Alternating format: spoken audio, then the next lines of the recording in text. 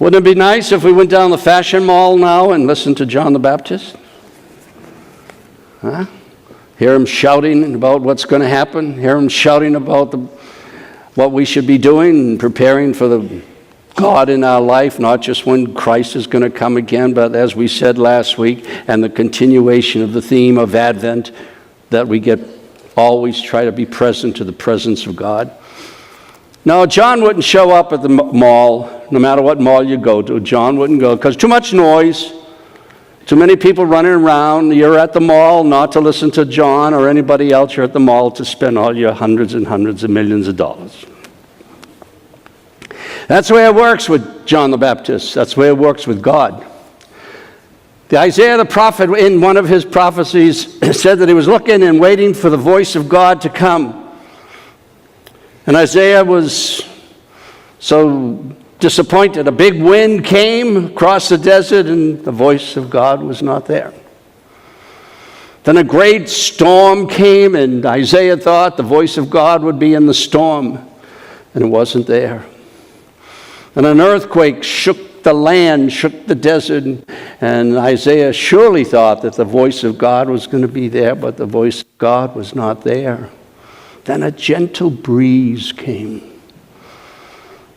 And Isaiah woke up, and the voice of God was there. That's how God comes to us. We hear so much about the desert.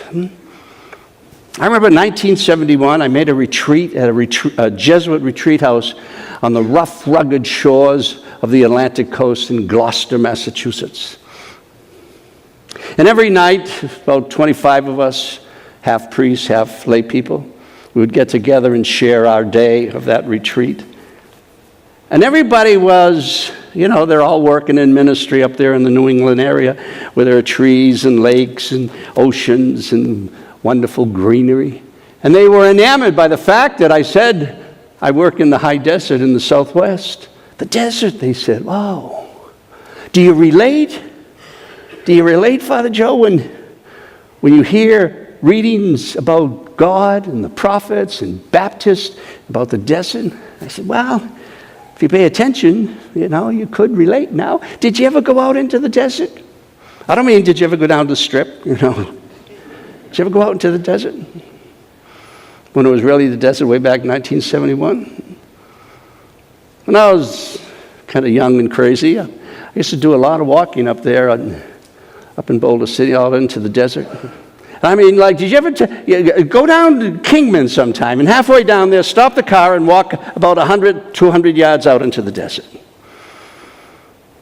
Or if you go south, you're going towards Primm, or you're going north towards Salt Lake. Stop the car for a moment and take a walk out into the desert. And throw 120 degrees there, too. What's out there? There's some critters, little critters. They're more scared of you than you are of them. But what's out there? There's nothing out there, really. That's where God speaks to us, in the desert. Now, we're not talking physically, because there's an awful lot of symbolism and metaphors and allegories in the readings that we hear, especially when John the Baptist is speaking. We got to make our own desert. Somehow or another, we have got to find that quiet spot in our lives, in our frenetic lives. There's so many demands on us, and the voice of God is out there. The voice of God is present. And this is one of the themes of Advent. And as I said last week, at least in my masses, that this is a year-round challenge. Year-round challenge. Paul says something very, very interesting, at least to me, in this reading. I don't know how well you were listening to him in that second reading. He talked about values. What do we value? How are our values? Listen to what Paul says once again. First of all, he's so tender. He says, I long for you with the affection of Christ Jesus. I long for you. He's talking to his church, and he's talking to us. I long for you, and this is my prayer for you, that your love may increase ever more and more in knowledge and every kind of perception. Then he says, I would like you to discern what is of value to you. What are your values? Do you evaluate some of your actions? So that, Paul continues, so that you may be pure and blameless for the day of Christ, filled with the fruit of righteousness that comes through Jesus Christ for the glory and praise of God. What do you value? Help me out. What was the name of the lady in the Philippines that had all those shoes? What was her name? Imelda. How many pair of shoes did she have? Hundreds. I know somebody who has more shoes than she does. Huh? How many shoes do you need? Guess what? Joseph A. Bank has a sale on.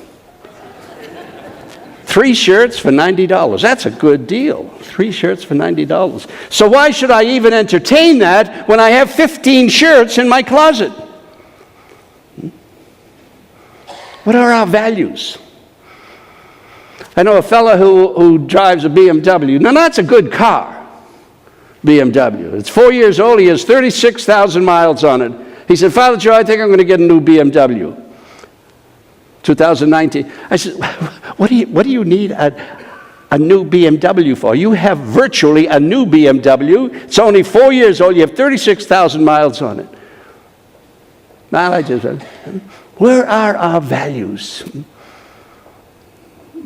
Talking to a fellow this past week. He doesn't go to church too often.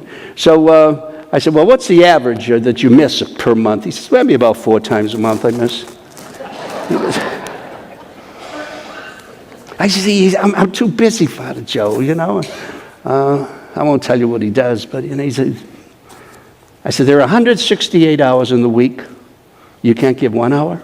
1 hour to your Creator? Where are our values? And that's what Paul is asking us to do, to evaluate the things we do.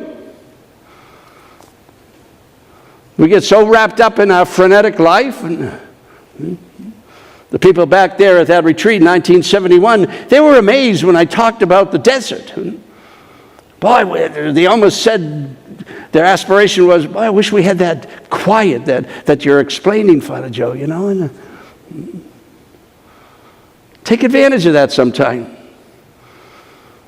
Go out there, find that.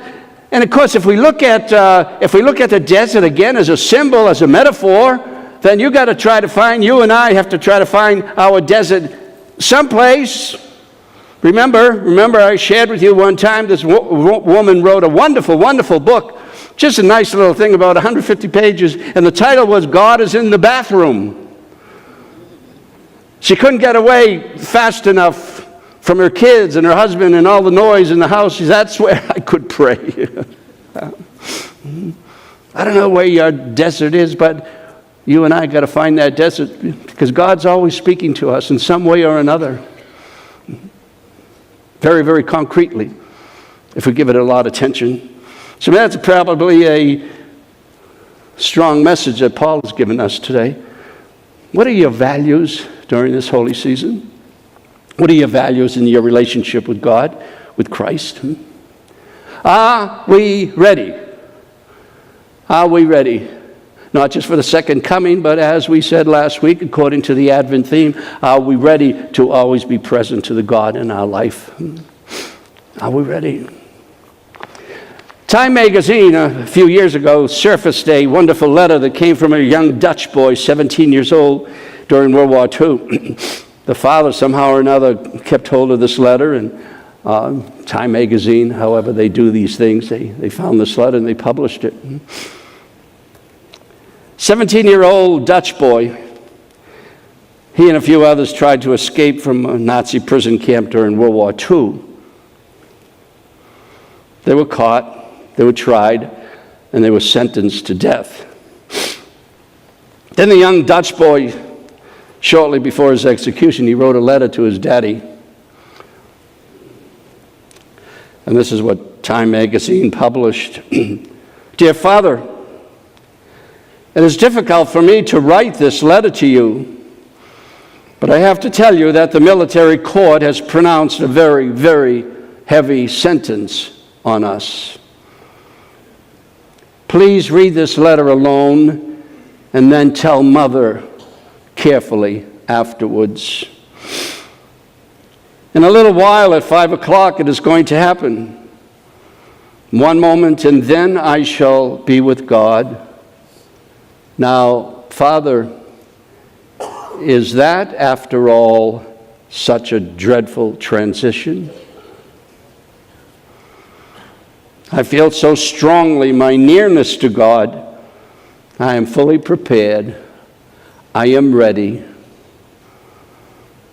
I think it is much worse for you and Mother than for me, because I know that I am ready, that I have confessed all my faults, and I have become very, very quiet. I am ready.